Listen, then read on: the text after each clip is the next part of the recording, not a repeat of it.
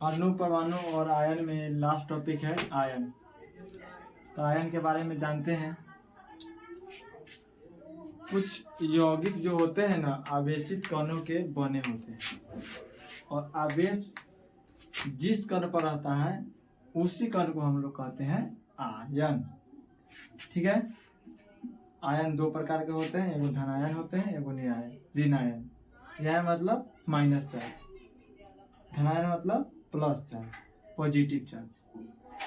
Minus charge और plus charge, negative charge और positive charge.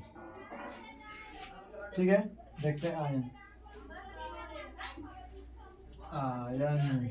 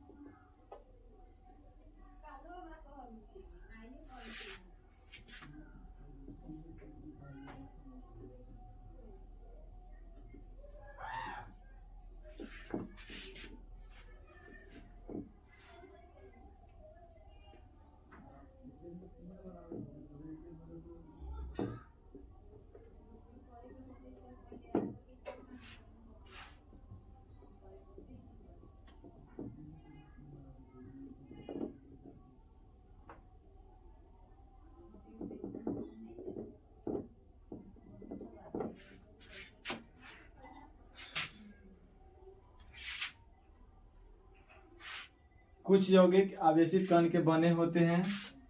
आवेश युक्त इस कण को आयन कहते हैं। ठीक ना। आयन जैसे Na+, Cl-, Na। अंतिम कक्ष में ना एक इलेक्ट्रॉन है, यह इलेक्ट्रॉन का त्याग करेगा। क्लोरीन जिसके अंतिम कक्ष में 7 इलेक्ट्रॉन है, इसको अष्टक बनाने के लिए, ऑक्टेट नियम को फॉलो करने के लिए इसको एक इलेक्ट्रॉन का त्याग, इसमें क्लोरीन को ग्रहण करना पड़ेगा और सोडियम को एक इलेक्ट्रॉन का त्याग करना पड़ेगा। दोनों मिलके NaCl की रचना करेगा। इसी प्रकार आगे Ca2+, इसके आउटर मोस्ट शेल में 2 पॉजिटिव चार्ज मौजूद है। इसके बाद है आयन। 2 प्रकार के होते हैं। आयन कितने प्रकार के होते हैं? 2 प्रकार के, धनायन और ऋणायन।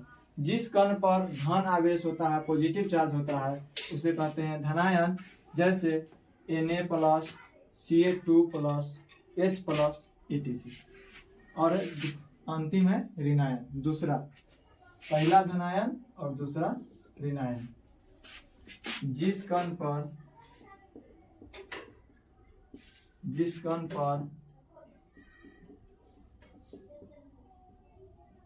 ऋण आवेश होते हैं उससे,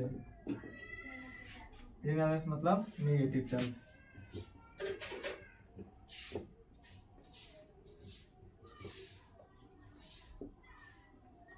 उसे ऋण आवेश कहते हैं।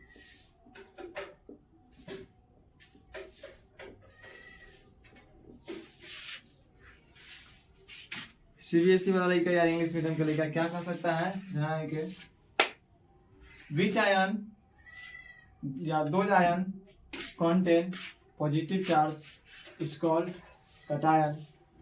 ठीक है, those ion contain positive charge is called cation. ऋण आयन का डिफिनेशन होगा it is defined as the या those ions which contain negative charge is called anion equal to ऋण आयन। एनायन मतलब ऋण आयन, धनायन मतलब कटायन। ठीक है, कटायन और एनायन में बहुत कंफ्यूज रहता है, ये याद लीजिएगा। धन मतलब आपके पास जो धन है वो पॉजिटिव है, ऋण मतलब घाटा, घाटा कर्ज लिए हैं किसी से, वो है निगेटिव चार्ज। ध्यान रखिएगा, जिस कण पर ऋण आवेश होते हैं उसे कहते हैं ऋणायन, negative charge. This contain negative charge is called anion. ठीक है, इस सब के बारे में ध्यान रखिएगा।